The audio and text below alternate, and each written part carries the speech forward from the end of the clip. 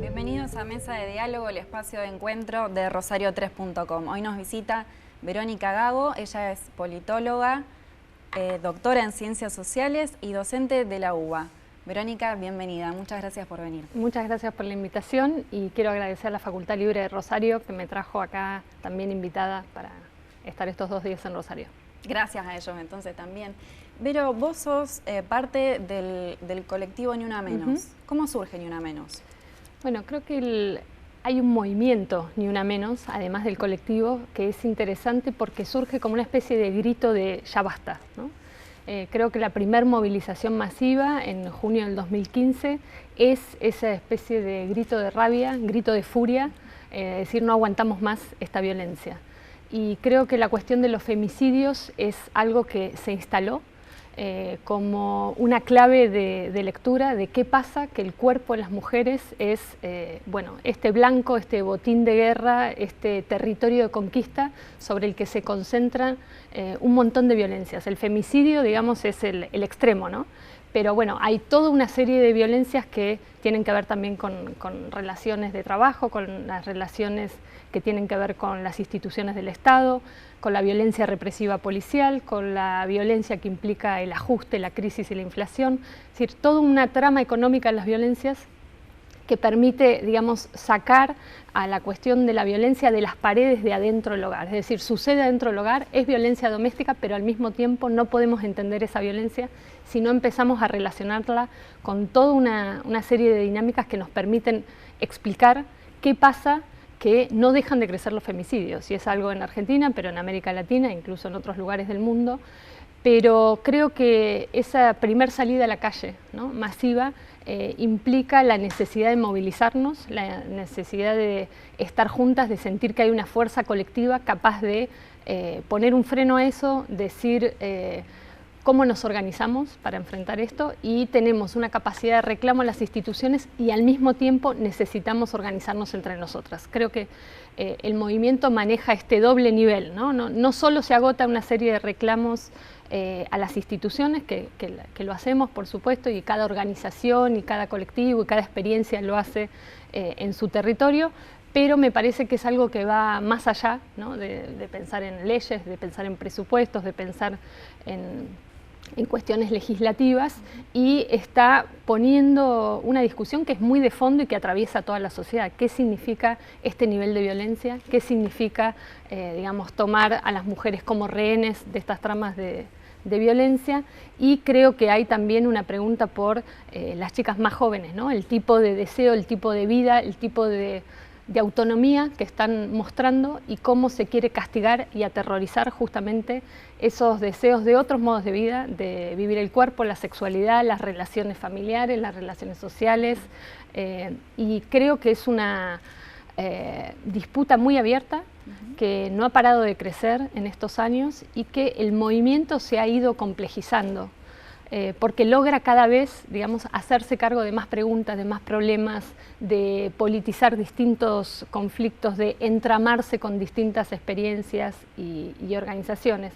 Creo que en Argentina además tenemos bueno, toda la experiencia de los encuentros nacionales de mujeres, lo que son las luchas por los derechos humanos, es decir, hay todo lo que es la lucha del movimiento de desocupados, ¿no? En particular estoy pensando en las mujeres piqueteras, ¿no?, que salieron a la calle en un momento de crisis y donde muchos de sus maridos y de los llamados jefes de familia quedaron, digamos, deprimidos, muchos volcados al alcohol en sus casas, y las mujeres son las que politizaron esa salida a la calle, la posibilidad de construir como una infraestructura pública, social, en ollas populares, en comedores, en guarderías, ¿no?, que hizo posible la reproducción de la vida en territorios totalmente devastados por la crisis.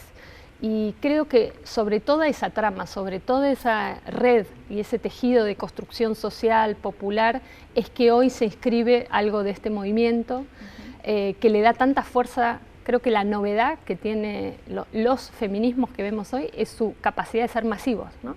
Están en todos lados, no hay ámbito que no se vea hoy conmovido, interpelado por las discusiones sobre el feminismo. Digo, desde las familias hasta las relaciones de pareja, las relaciones en el trabajo, el mundo del espectáculo, el mundo de las militancias, es decir, no hay espacio que no se vea de alguna manera atravesado, insisto, conmovido e interpelado por, bueno, esto que es una revolución. Sí, incluso se escucha mucho la palabra feminismo en algunos discursos de varones que a priori hubiera sido impensable escucharlos. Se me viene a la cabeza la imagen de Jorge Rial con el pañuelo a favor de la despenalización del aborto. Y bueno, de otros ejemplos dentro de los propios gobiernos nacionales, provinciales. Acá, ¿qué es lo que pasa? ¿Hay una moda, una tendencia, una revolución?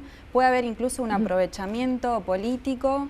Sí, eso sin dudas. Me parece que justamente por el carácter tan masivo, tan transversal que está teniendo el movimiento, hay, por supuesto, movimientos de apropiación, podríamos decir. En el caso más patético y lamentable es el presidente Macri diciéndose feminista tardío, ¿no? Y el uso oportunista que está haciendo el gobierno de la agenda feminista, que es una agenda radical, porque, por ejemplo, escuchamos al presidente inaugurar las sesiones parlamentarias hablando de igualdad salarial y de reducción de la brecha de género en el contexto de despidos masivos en el sector público, en el sector privado, de una reforma previsional totalmente regresiva. Entonces, eso es un tipo de burla, ¿no? Esa banalización de la lucha feminista, creyendo que el feminismo puede ser compatible con el neoliberalismo. Y justamente lo que está planteando el movimiento es que el feminismo en este preciso momento está siendo el actor político o la actriz política más importante contra el neoliberalismo que encarna el gobierno que tenemos en este momento. Entonces, por supuesto, hay ahí una disputa, una batalla, que es con estas formas de apropiación oportunista y neoliberales del feminismo, a los que estamos muy atentas. Digo, estamos en un sentido amplio, ¿no? En todas las experiencias, organizaciones. Después, por supuesto, hay un tipo de apropiación que podríamos decir más del mercado, ¿no? No dejo de acordarme de la campaña, por ejemplo, que lanza Benetton, Be Purple, ¿no? Sé Violeta, en el medio, el año pasado, que empapela toda la ciudad con eso, en el medio del conflicto por la criminalización de las luchas mapuches en la Patagonia, justamente contra Benetton como el principal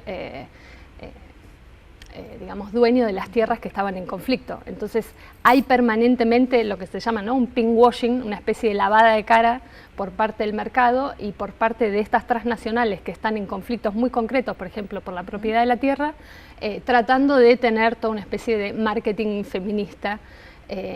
Y después creo que está también lo que vos mencionabas, que es, bueno, cómo esto repercute en la esfera mediática, ¿no? Y bueno, por un lado diríamos que llegue a esos programas de la tarde es también un índice o un síntoma de que la discusión está ya en todos lados e incluso se agarra desde esos espacios. Creo que lo que es interesante es en la medida en que van voces, van compañeras, van referentes a esos programas que en otro momento no tenían, digamos, esa difusión, y a la vez, bueno, siempre hay que lidiar con estas formas en que se puede volver moda o en que se puede banalizar, pero yo creo que es interesante que ocupe todos los espacios posibles, que trate de plantear cosas, el feminismo, en esos espacios que no están preparados para una lengua, una experiencia feminista, y empiece a generar preguntas, a problematizar, y me parece lo que a mí me da como más confianza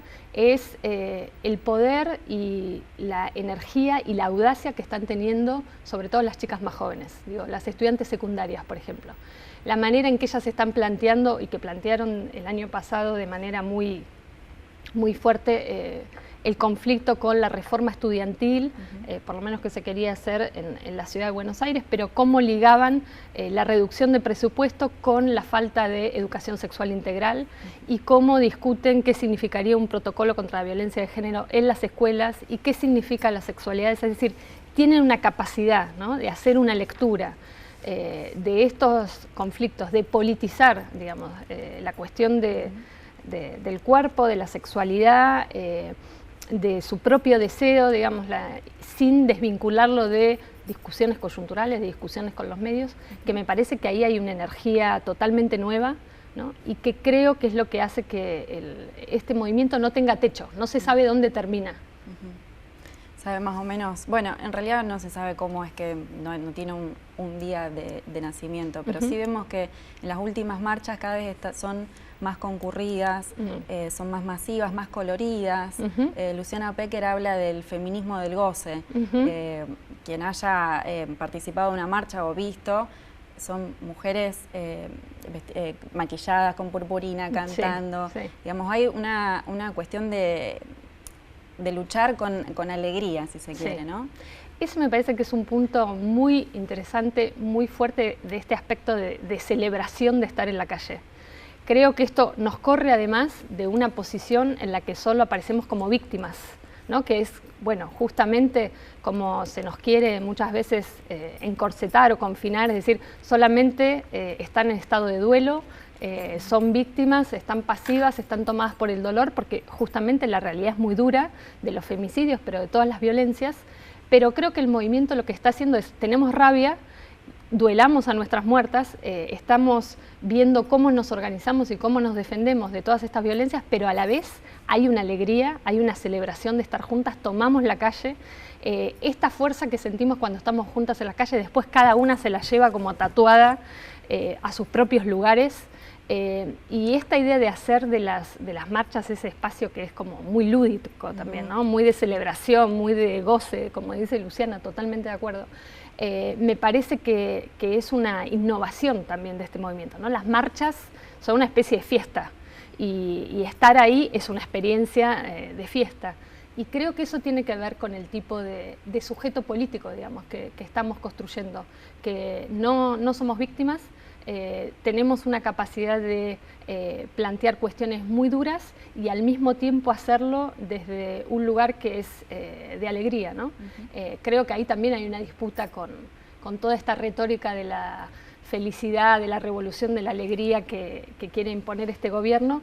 Creo que que tenemos que disputar ese imaginario de la felicidad, de qué sentimos cuando estamos juntas y de a qué le estamos llamando felicidad y por qué la nuestra es una disputa que es muy seria y muy alegre al mismo tiempo.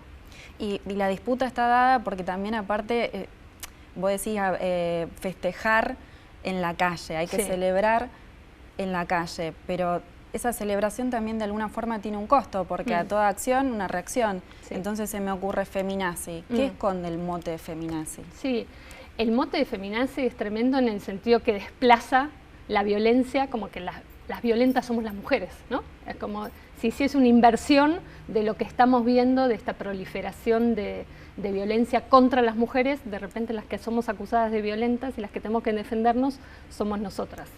Yo creo que es como decís, de que hay un efecto de reacción, ¿no? a la movilización social, feminista, que hay una reacción a los modos de autodeterminación, ¿no? De independencia, de autonomía que están mostrando las mujeres y las cuerpas disidentes, y que el modo en que se responde con violencia es un intento de disciplinar sobre esas formas de autonomía, ¿no? Varias veces nos preguntan, bueno, pero ¿cómo puede ser cada vez más movilización, cada vez más masivas, cada vez más organizaciones y cada vez las matan más, ¿no?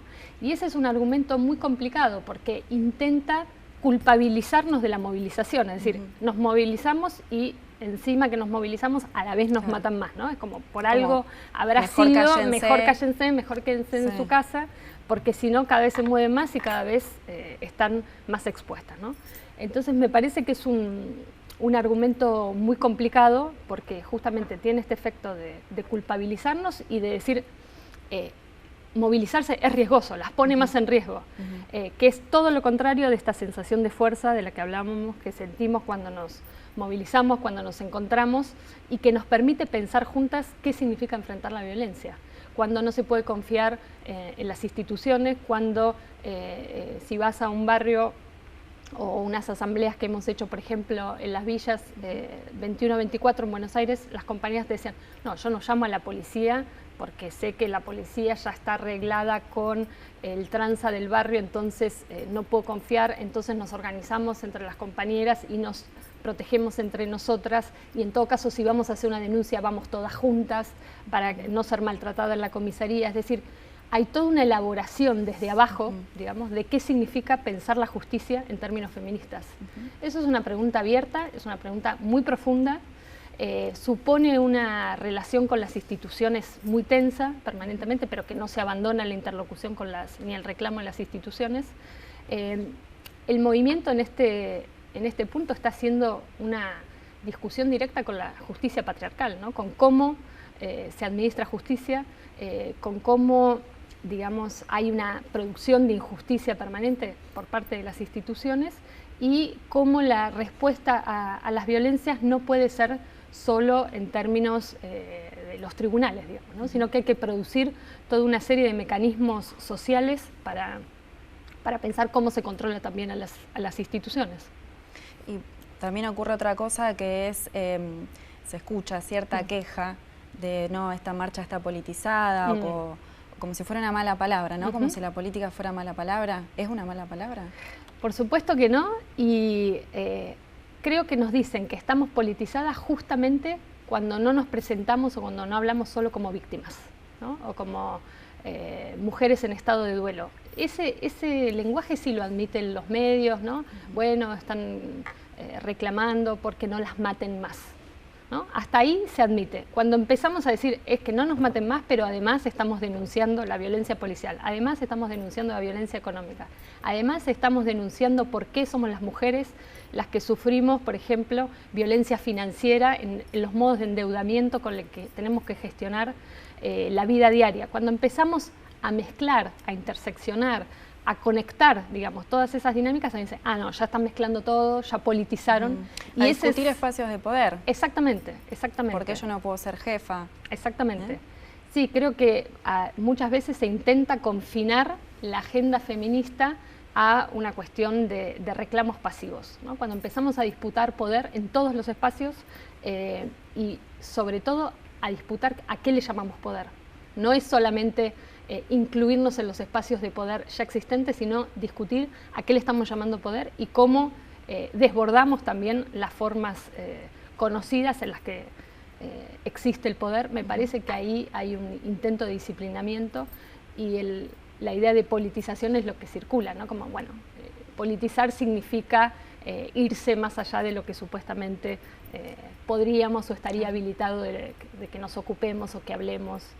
Sí, que el reclamo y la discusión no significa la anulación del otro, la anulación del varón ni la identificación directa del varón como si fuera un enemigo, ¿verdad? Totalmente, me parece que ahí hay una discusión de cómo el feminismo está pensando las relaciones sociales, las relaciones de género, de una manera que organiza las relaciones en términos de justicia, ¿no? En términos de otra manera de pensar las diferencias y sobre todo de pelear contra las jerarquías y las desigualdades. Me parece que eso nos afecta a todas, a todos, pero en el sentido de que hay algo de la lucha de las mujeres que nos libera a todas y a todos, ¿no?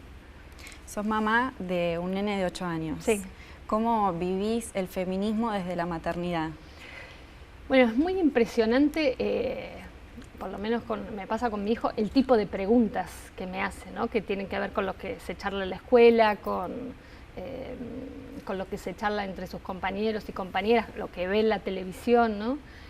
Y, por ejemplo, bueno, preguntas sobre el tema de la sexualidad, pero también qué significa que pueden violar a una chica a 2 cuadras de su escuela, como pasó la semana pasada. Me parece que hay una sensibilización con todos estos temas que nos pone todo el tiempo en estado de pregunta de cómo le contesto, cómo le cuento, cómo le informo, pero hay una inquietud muy real que surge, ¿no? En chicos, bueno, muy chiquitos, me parece, y que eso está hablando de un cambio de época, ¿no? De un cambio de sensibilidad, de un cambio de registro en los temas que aparecen como importantes, y creo que en ese sentido ni una menos como frase, digamos, se convirtió en una suerte de contraseña, ¿no? Vas a cualquier lugar y aparece una pintada o aparece un grupo que se organiza en una escuela y se dice ni una menos. Y en ese sentido me parece que ha sido muy potente la conversión de esta consigna en movimiento social. Creo que no es solo un colectivo, no es solo un eslogan, es un movimiento social que atraviesa todos los espacios de la vida, que lo pueden entender chicos de 8 años, ¿no? O hacerse una idea de que eso es una pregunta que está abierta. Y en ese sentido me parece de nuevo que es algo que no sabemos hacia dónde va, pero que está en movimiento. Despenalización del aborto, ¿sí o no? Bueno, nosotras hablamos de la legalización del aborto y no solo de la despenalización. Me parece que lo interesante de este momento es cómo un trabajo que se viene haciendo hace muchos años, en particular por la campaña nacional por el derecho al aborto legal, seguro y gratuito, está de nuevo traspasando las fronteras de quienes discuten estos temas. Hoy la cuestión del aborto está instalada y sobre todo es una discusión que aparece, por lo que nos vamos también encontrando con distintos espacios, en los médicos, en los jefes de servicio, en los hospitales, es decir, en los barrios, pero también en distintos espacios donde la discusión del aborto no está del todo resuelta, pero es una oportunidad para discutirla, ¿no? Hay muchas mujeres en muchos lugares que dicen, no sé si estoy a favor del aborto, pero hay una oportunidad en este momento de discutirla, de sacar una cantidad de prejuicios que hay sobre el tema, y me parece que hay una fuerza callejera que está empujando tanto la discusión parlamentaria como esta apertura de espacios donde hoy se está discutiendo la cuestión del aborto. Creo que lo que está en discusión es la capacidad de decisión de las mujeres sobre su cuerpo y su vida, y en ese sentido esta digamos, discusión sobre el aborto tiene que ver con este espacio feminista amplio que se ha abierto en los últimos años de movilización, que permite que este tema hoy tenga la fuerza que tiene, y que más allá de lo que pase a nivel parlamentario es ya un proceso que está instalado, que sigue, digamos, produciendo politización, y en ese sentido me parece que es también un momento histórico para la discusión sobre el aborto. Que no tiene marcha atrás. No, yo creo que no tiene marcha atrás por todo esto que venimos diciendo también de cómo está incorporado por las generaciones más jóvenes, por cómo está siendo discutido más allá de los ámbitos especialistas o de los grupos que siempre trabajaron estas cuestiones.